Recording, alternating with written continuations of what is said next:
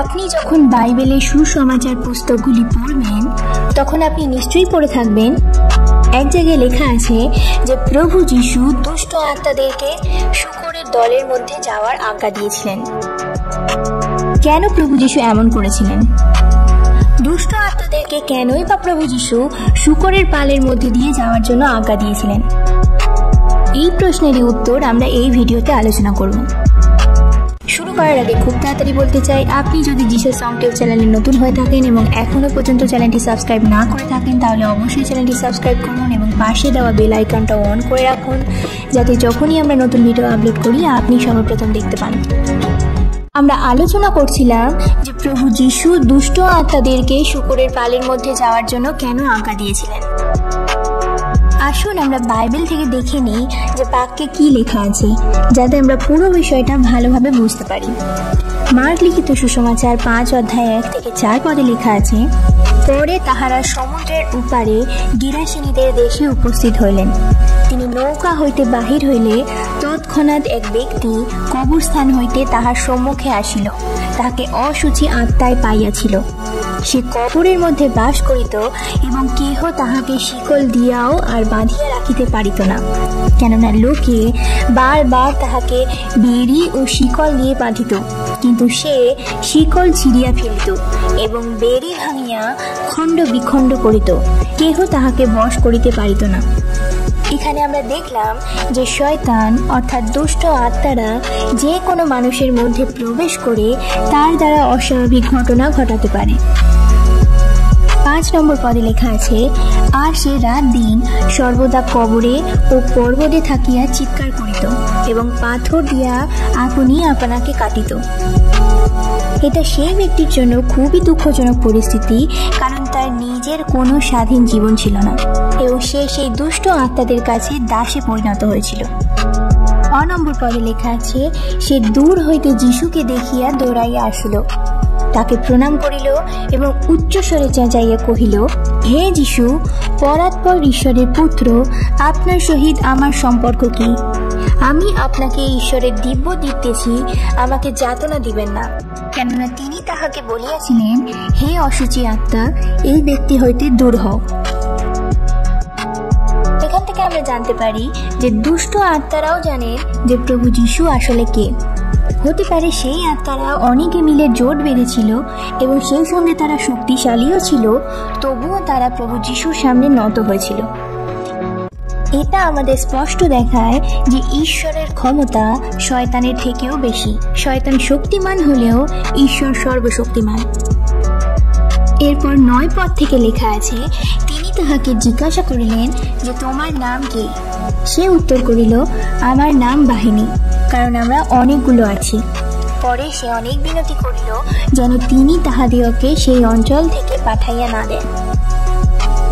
এখানে আমাদের বুঝতে হবে যে বাহিনী অর্থাৎ বহু সংখ্যক সেনার সমষ্টি। যে কোনো সেনাবাহিনীতে 3000 থেকে 6000 সেনা থাকে। তাই সেই দুষ্ট আত্মাগ্রস্ত ব্যক্তির মধ্যে 3000 থেকে 6000 দুষ্ট আত্মাও ছিল। তারা প্রত্যেকে প্রভু যিশুর সামনে নত হয়েছিল। এরপর 10 থেকে 12 পদে লেখা আছে, এই স্থানে পর্বতের পাশে এক বৃহৎ শূকর পাল চড়িতেছিল, আর তাহারা বিনতি করিয়া কহিল, ওই শূকরগুলির মধ্যে প্রবেশ করিতে আমাদিগকে পাঠাইয়া দিন। আমরা দেখে থাকি যে শয়তান মানুষের মধ্যে বাসা বেঁধে থাকতে ভালোবাসে। অনেক সময় বাইরে থেকে দেখে বোঝা যায় না, তারা লুকিয়ে বসে থাকে সেই ব্যক্তির মধ্যে এবং তারা নিজেদেরকে প্রকাশও করতে চায় না, যার জন্য অনেক ব্যক্তিরা জানতেও পারে না যে তাদের মধ্যে শয়তান বাসা বেঁধে আছে। যতক্ষণ না ঈশ্বরের বাক্যকে আমরা তার সামনে তুলে ধরি এবং যখন সেই ব্যক্তিটি ক্রুশের কথা শুনে, প্রভু যিশুর রক্ত তাকে স্বাধীন করে, শয়তানের দাসত্ব থেকে মুক্তি করে, ততক্ষণ না সে তার মধ্যে লুকিয়ে বসেই থাকে, কারণ তারা আগে এই ধরনের কথা কখনোই শোনেনি। এই জন্যই অনেক সময় দেখতে থাকবেন মণ্ডলীতে যখন পবিত্র আত্মা দ্বারা পরিচালিত হয়ে প্রকৃত সুসমাচার প্রচার হয়, তখন সেই দুষ্ট আত্মা পীড়িত ব্যক্তিটির মধ্যে দিয়ে দুষ্ট আত্মা বেরিয়ে আসতে চায়। এর পরের বাক্য 13 পদ থেকে 15 পদ পড়লে আমরা জানতে পারি, সেখানে লেখা আছে, তিনি তাহাদিগকে অনুমতি দিলেন। তখন সেই অশুচি আত্মারা বাহির হইয়া শূকরদের মধ্যে প্রবেশ করিল। তাহাতে সেই শূকর পাল কম বেশি 2 সহস্র শূকর মহাবেগে দৌড়াইয়া ঢালু পার দিয়া সমুদ্রে গিয়া পড়িল এবং সমুদ্রে ডুবিয়া মরিল। তখন যাহারা সেইগুলোকে চড়াইতেছিল তাহারা পলায়ন করিয়া নগরী ও পল্লীতে পল্লীতে গিয়া সংবাদ দিল। তখন কি ঘটিয়াছে দেখিবার জন্য লোকেরা আসিল এবং যিশুর নিকটে আসিয়া দেখে সেই ভূতগ্রস্ত ব্যক্তি যাহাকে বাহিনী ভূতে পাইয়াছিল সে কাপড় পরিয়া সুবোধ হইয়া বসে আছে। প্রভু যিশুর সাথে সাক্ষাৎ হওয়ার পর সে এক আলাদা মানুষে পরিণত হয়েছে। প্রভু যিশু তাকে শয়তানের দাসত্ব থেকে মুক্তি দিয়েছে এবং একজন নর্মাল মানুষে পরিণত করেছে। তাই জন্য তারা ভয় পেয়েছিল প্রভু যিশুর ক্ষমতাকে দেখে। পরে তিনি নৌকায় উঠিতেছেন, এমন সময় যে ব্যক্তিকে ভূতে পাইয়াছিল সে তাহাকে মিনতি করিল যেন তাহার সঙ্গে থাকিতে পারে, কিন্তু তিনি তাহাকে অনুমতি দিলেন না, বরং কহিলেন, তুমি বাটিতে তোমার আত্মীয়গণের নিকটে চলিয়া যাও এবং প্রভু তোমার জন্য যে যে মহৎ কার্য করিয়াছেন ও তোমার প্রতি যে কৃপা করিয়াছেন তাহা তাহাদিগকে জ্ঞাত করো। তখন সে প্রস্থান করিয়া যিশু তাহার জন্য যে যে মহৎ কার্য করিয়াছিলেন তাহা দিকাপলিতে প্রচার করিতে লাগিল। তাহাতে সকলেই আশ্চর্য জ্ঞান করিল। এবার জেনে নেওয়া যাক যে কেন প্রভু যিশু দুষ্ট আত্মাদেরকে শূকরের পালের মধ্যে যেতে আজ্ঞা দিয়েছিলেন। প্রথমত আমরা দেখলাম যে দুষ্ট আত্মারা চাইছিল যে প্রভু যিশু তাদের শুয়োরের পালের মধ্যে দিয়ে যাওয়ার জন্য আজ্ঞা দিক। তার জন্য হয়তো তিনি তাদেরকে আজ্ঞা দিয়েছিলেন। বাইবেলের অভিজ্ঞরা এই বিষয়ে বলেন যে হতে পারে দুষ্ট আত্মারা শরীরের মধ্যে থাকতে পছন্দ করে এবং সেখানে থাকতে থাকতে সেইখানেই বাসা বেঁধে নেয়। এই বিষয়ে মথি 12 অধ্যায় 43 থেকে 45 পদে লেখা আছে, আর অশুচি আত্মা যখন মনুষ্য হইতে বাহির হইয়া যায় তখন জলবিহীন নানা স্থান দিয়া ভ্রমণ করত বিশ্রামের অন্বেষণ করে, কিন্তু তাহা পায় না। তখন সে বলে, আমি যেই স্থান হইতে বাহির হইয়া আসিয়াছি আমার সেই গৃহে ফিরিয়া যাই। পরে সে আসিয়া তাহা শূন্য, মার্জিত ও শোভিত দেখে। তখন সে গিয়া আপনা হইতেও দুষ্ট অপর 7 আত্মাকে সঙ্গে লইয়া আসে, আর তাহারা সেই স্থানে প্রবেশ করিয়া বাস করে। তাহাতে সেই মনুষ্যের প্রথম দশা হইতে শেষ দশা আরো মন্দ হয়। এই কালের দুষ্ট লোকেদের প্রতি তাহাই ঘটিবে। এই কারণে আপনি সেই সব মানুষদেরকে বাঁচাতে পারবেন না যারা এখনো পর্যন্ত প্রভু যিশুকে মুক্তিদাতা ও উদ্ধারকর্তা হিসেবে গ্রহণ করেননি, কারণ তাদের বাসা অর্থাৎ প্রাণ হলো ফাঁকা। তাদের অবশ্যই সেই ফাঁকা জায়গাটাকে পূর্ণ করতে হবে প্রভু যিশুর দ্বারা এবং ঈশ্বরের কাছে তাদের পাপের জন্য ক্ষমা স্বীকার করতে হবে, আর তবেই সেই ফাঁকা স্থান পূরণ হবে। আর শয়তান সেই ফাঁকা জায়গা দখল করতে পারবে না। দখল তো দূরের কথা, তার ধারে কাছেও আসতে পারবে না। দ্বিতীয়ত, দুষ্ট আত্মারা চাইছিল যে শুয়োরের পালে যেতে, কারণ হয়তো তারা সেই স্থানে থাকতেই চাইছিল না, কারণ আমরা আগেই দেখলাম তারা বেশ কয়েক বছর ধরে সেই ব্যক্তিটির শরীরের মধ্যে বসবাস করছিল। তৃতীয়ত, হতে পারে তারা হয়তো ঈশ্বরের শাস্তি থেকে নিজেদেরকে বাঁচাতে চাইছিল, কারণ তারা জানতো যে ঈশ্বর অলরেডি কয়েকজন দুষ্ট আত্মাকে অন্ধকারে ফেলে দিয়েছেন যারা তাদের সীমাকে অতিক্রম করেছিল। এই বিষয়ে জিহুদা 1 অধ্যায় 6 পদে লেখা আছে, আর যে স্বর্গদূতেরা আপনাদের আধিপত্য রক্ষা না করিয়া নিজ বাসস্থান ত্যাগ করিয়াছিল তাহাদিগকে তিনি মহাদিনের বিচারার্থে ঘোর অন্ধকারের অধীনে অনন্তকালীন শৃঙ্খলে বদ্ধ রাখিয়াছেন। দুষ্ট আত্মারা জানে যে ঈশ্বর বিচারের দিনে সবার বিচার করবেন এবং তাদের প্রত্যেককে নরকে ফেলে দেবেন। আর সেই জন্যই তারা হয়তো আশ্চর্য হয়ে গেছিল এবং ভয় পেয়েছিল যে প্রভু যিশু হয়তো তখনই তাদের বিচার করতে এসেছেন। হয়তো প্রভু যিশু সেই ব্যক্তিটির মধ্যে দিয়ে বের করে অনন্তকালীন অন্ধকারে ফেলে দেবেন। হয়তো তিনি আজই তাদের শেষ বিচার করে দেবেন। আর সেই জন্যই তারা ভয় পেয়ে বলেছিল যে আমাদেরকে শূকরের পালের মধ্যে যেতে আজ্ঞা দিন। এই বিষয়ে মথি 8 অধ্যায় 29 পদে লেখা আছে, আর দেখো, তাহারা চেঁচাইয়া উঠিল, বলিল, হে ঈশ্বরের পুত্র, আপনার সহিত আমাদের সম্পর্ক কি?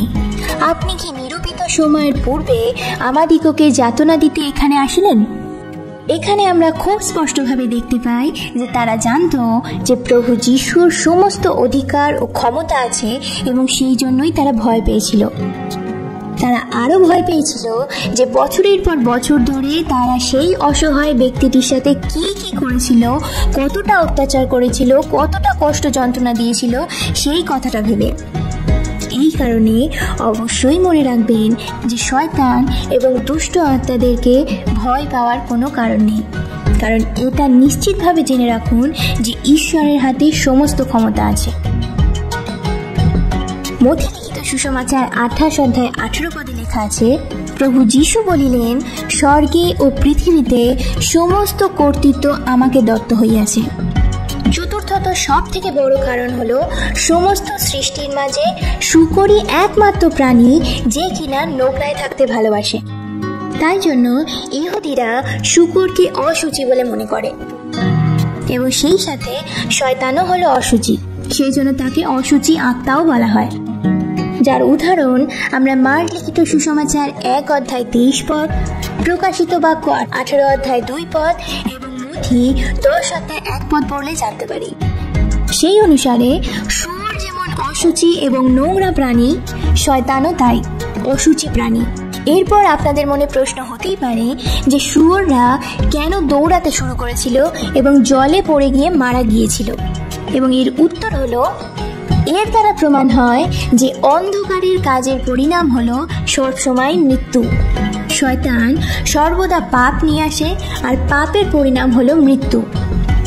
সুতরাং শয়তান সর্বদা সকলের জন্য মৃত্যুকে নিয়ে আসে। যখন কোনো ব্যক্তি শয়তানের দাসত্বের মধ্যে থাকে, তখন সেই অশুচি আত্মারা সেই ব্যক্তিকে ধ্বংস করতে চায়। যেমন ভাবে আপনি দেখলেন সেই দুষ্ট আত্মাগ্রস্ত ব্যক্তিটি বছরের পর বছর ধরে কবরস্থানে থাকতো। প্রথম পিতর 5 অধ্যায় 8 পদ বলে, তোমরা উদ্বুদ্ধ হও, জাগিয়া থাকো, তোমাদের বিপক্ষ দিয়াবল গর্জনকারী সিংহের ন্যায় কাহাকে গ্রাস করিবে তাহার অন্বেষণ করিয়া বেড়াইতেছে। শয়তান এবং তার চেলা দুষ্ট আত্মাদেরকে খুব সহজভাবে নেবেন না, সেই সঙ্গে তাদেরকে ভয় পাওয়ারও কোনো দরকার নেই, কারণ ঈশ্বর আমাদের ভয়ের আত্মা দেননি। আমরা হলাম ঈশ্বরের সন্তান, আমাদের মধ্যে পবিত্র আত্মা বিরাজমান, এবং পবিত্র আত্মার উপস্থিতির জন্য আমাদের অধিকার আছে শয়তানকে ধমকানোর। এই বিষয়ে প্রথম যোহন 4 অধ্যায় 4 পদ বলে, বৎসেরা, তোমরা ঈশ্বর হইতে এবং উহাদিগকে জয় করিয়াছ, কারণ যিনি তোমাদের মধ্যবর্তী তিনি জগতের মধ্যবর্তী ব্যক্তি অপেক্ষা মহান। যাকূব 4 অধ্যায় 7 পদ বলে, অতএব তোমরা ঈশ্বরের বশীভূত হও, কিন্তু দিয়াবলের শয়তানের প্রতিরোধ করো, তাহাতে সে তোমাদের হইতে পলায়ন করিবে। এবং লূক লিখিত সুসমাচার 10 অধ্যায় 19 পদ বলে, দেখো, আমি তোমাদিগকে সর্প ও বৃশ্চিক পদতলে দলিত করিবার এবং শত্রুর সমস্ত শক্তির ওপর কর্তৃত্ব করিবার ক্ষমতা দিয়াছি, কিছুতেই কোনো মতে তোমাদের হানি করিবে না। আর সেই জন্যই আপনি চান বা না চান, আমরা প্রত্যেক মানুষ আত্মিক যুদ্ধের ময়দানে আছি। যতক্ষণ না আমাদের মৃত্যু হচ্ছে এবং যতক্ষণ না প্রভু যিশু দ্বিতীয়বার আগমন হচ্ছেন, ততক্ষণ এই যুদ্ধের শেষ হবে না। কেননা রক্ত মাংসের সহিত নয়, কিন্তু আধিপত্য সকলের সহিত, কর্তৃত্ব সকলের সহিত, এই অন্ধকারের জগৎপতিদের সহিত, স্বর্গীয় স্থানে দুষ্টতার আত্মাগণের সহিত আমাদের মল্লযুদ্ধ হইতেছে, যা আমরা এফেসীয় 6 অধ্যায় 12 পদ পড়লে জানতে পারি। সেই কারণে ঈশ্বর চান যেন আমরা ঈশ্বরের ওপর নির্ভরশীল হতে পারি, নিজের সময় ব্যতীত করি সুসমাচার প্রচারের ওপর, এবং কখনোই শয়তানকে ভয় না করি, কিন্তু সর্বদা ঈশ্বরকে ভরসা করি। এবং সব সময় যেন মনে রাখে যে কেননা ঈশ্বর আমাদিগকে ভীরুতার আত্মা দেন নাই, কিন্তু শক্তি, প্রেমের ও সুবুদ্ধির আত্মা দিয়েছেন। সেই কারণের জন্যই আমরা যেন কখনোই কোনোভাবে আমাদের জীবনে কোনো ফাঁক না রাখি যার দ্বারা শয়তান আমাদের ওপর রুল করতে পারে।